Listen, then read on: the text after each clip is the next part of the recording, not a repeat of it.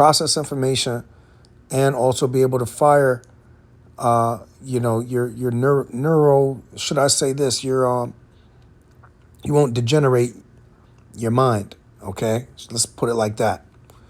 It prevents neurodegeneration. Okay, which is your brain function. So it says yes. Long and short of this, it says yes. Red cabbage can positively affect mood due to its rich content of antioxidants. Okay, so it gets rid of toxic chemicals, from years possibly of neglect, months, weeks, we don't know, whatever it may be, of stuff that you ate that you thought was cool, but it's not. So it says contains vitamins and minerals that support brain health and reduce inflammation. Okay, and a lot of things like cancer and tumors are caused from what? Inflammation. A lot of disease is caused from inflammation and mucus, like Dr. Sabi had said. And he's correct on that. Now, cruciferous vegetables are very good for you, like cabbage is cruciferous vegetables. Broccoli, even though Dr. Sabi's against broccoli, but it's still good for you. Because he specifies that it's a hybrid, but it's still good for you. What else can remove cruciferous vegetables would be like romaine lettuce, cruciferous vegetable. Okay. Brussels sprouts are a cruciferous vegetable, but you got to be careful because they contain something called oxalates sometimes. And there's different oxalate contents. Those who are prone to kidney stones need to have some type of goat cheese or something like that with it. Okay. And I believe you can have Greek yogurt as well as a substitute if you can't process that. But, check your track. If you have something specific, be careful and make sure you do your own research on these things before you do what you do. Okay. But nonetheless, cruciferous vegetables are very good for you if they're balanced. You got to keep everything a balance. Okay. And not eat too much of really anything. Okay. Be moderate in everything you do, brothers. And you should know this already. So anyways, let's go back to this reduction of inflammation. And it says nutrients like anthocyanins, which that's an antioxidant as well. It says vitamin K and vitamin B and B vitamins in red cabbage protect brain cells, promote the production of neurotransmitters like serotonin and dopamine, and improve gut health, which is linked to better mood and mental clarity. And that's exactly why I feel like I feel right now. I feel like I basically am on some type of mental neurotropic, which is basically like a mood enhancer, a natural mood enhancer, which there are such things. Okay. And then I'm speaking on it right now. Okay. But rather than take a product from some type of powder, you can just simply eat red cabbage. Okay. And I mixed it also with tomatoes, crushed red tomatoes, which really, the lycopene and the antioxidants that are in there really help to stimulate and help the gut health too. Your gut health and microbiome, as it's about to say, basically is in charge of about 90% of the production of serotonin. So your microbiome, which is your gut, and the foods that you eat directly affect how you act. That's why children, a lot of these kids who are on Cocoa Pebbles and shit, they start going wild out, man. They start going, nah, nah, nah, nah, nah, nah, nah, and fucking running and yelling and screaming and fighting each other and shit. It's because their body's lashing out, and them being so young, not able to process and discern information properly, with some misfiring body, with a misfiring brain, which is basically the engine to your body. Okay, your brain is the engine that sends the signals to the wheels to move, basically, just like a car. All right, if the motor's bad, the car ain't moving. All right, and your brain is your motor. If you take care of the brain and the microbiome, which regulates the brain, your microbiome in your gut, which you eat, directly affects how you think.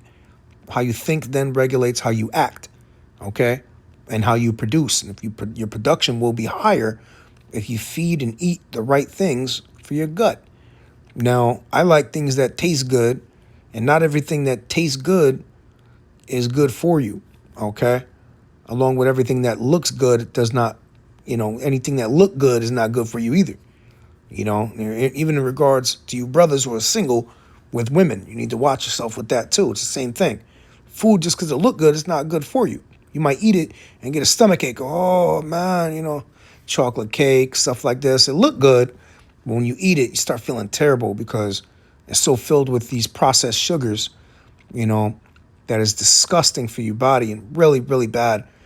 And through the processing, it just ruins everything. It's not really cane sugar. It's processed sugar. Okay. You don't want that. You don't want that in your body because it's actually destroys the microbiome, your gut lining.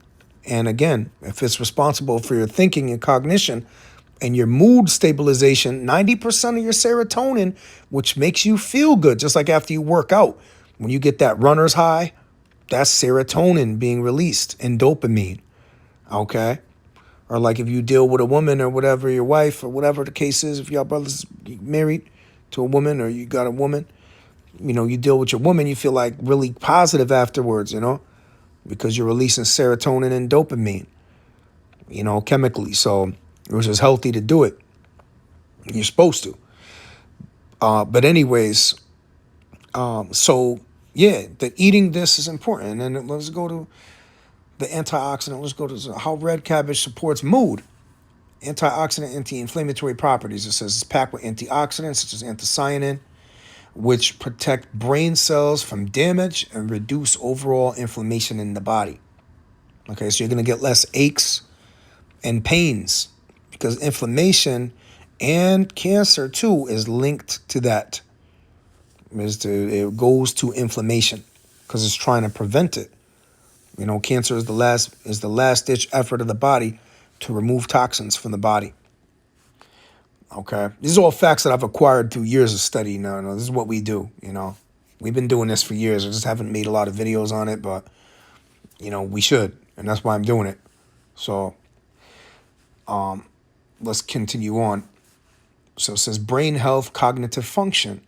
The antioxidants, the vitamins in red cabbage, particularly anthocyanins and vitamin K, beneficial for brain health, potentially improving concentration, memory, and protecting against cognitive decline.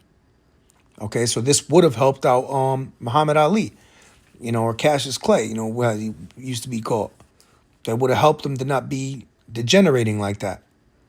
But he probably didn't know this type of information, was probably eating the standard regular breakfast at the time, which contains poisons, or possibly eating some type of shrimp, which has poisons in it. You're not supposed to be eating shrimp, crab, lobster, pork. None of that shit contains a bunch of garbage and cleans the ecosystem. Catfish, that cleans the ecosystem.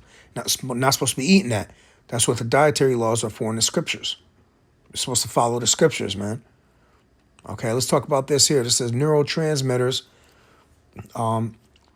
Red cabbage provides minerals like chromium, which helps the body produce norepinephrine. It says it also contains B vitamins, folic acid, and B6 that are crucial for production of mood-boosting neurotransmitters like serotonin and dopamine. So I know you brothers have heard of neurogum. That's exactly what's included in neurogum is L-theanine, which basically stops a crash with caffeine.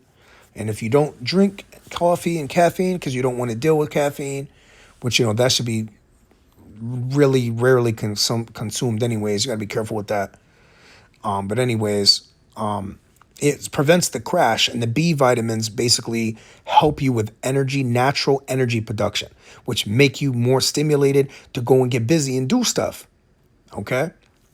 And for some people, caffeine stops them from being tired, which really that's the whole point of it. But if you're well rested, you really don't need caffeine. What you should do is supplement with B vitamins, or like I'm saying here, just eat some of this red cabbage that's been boiled. And it contains water too that will hydrate you because 90% of red cabbage has water. It's made of water. 90% of it's water when you consume it. Even when it's hard, which is crazy, which you should not consume it when it's hard. You should boil it, okay? Because it contains something called lectins. You got to boil the lectins out of it, okay? Because that can damage your gut lining. So boil it, just like you got to boil, what's that called? The lentils. You got to boil lentils a lot, and it'll get rid of the lectins, okay? Which could damage the gut lining, and again, then ruin the microbiome, put a lot of stuff in there and stop the energy production and the serotonin production, which we don't want. We want your mood to stay high and cognitive function to be powerful and your energy production to be strong as well, okay? Which will make you more productive, from the inside out, literally, man. It says gut-brain connection. The fiber and potential for fermentation in red cabbage can foster a healthy gut microbiome. A healthy gut is closely linked to the brain and plays a significant role in mental well-being. Correct. So what you eat, like I said, directly affects how you think, because that's the brain of your stomach. Your stomach has a brain and your brain has a brain. Your brain is the brain. So both of them basically work together. They're teammates, okay? And that's why a lot of people have erectile dysfunction as well, is because it's not just erectile dysfunction, it's gut microbiome dysfunction as well. Their gut microbiome is completely destroyed.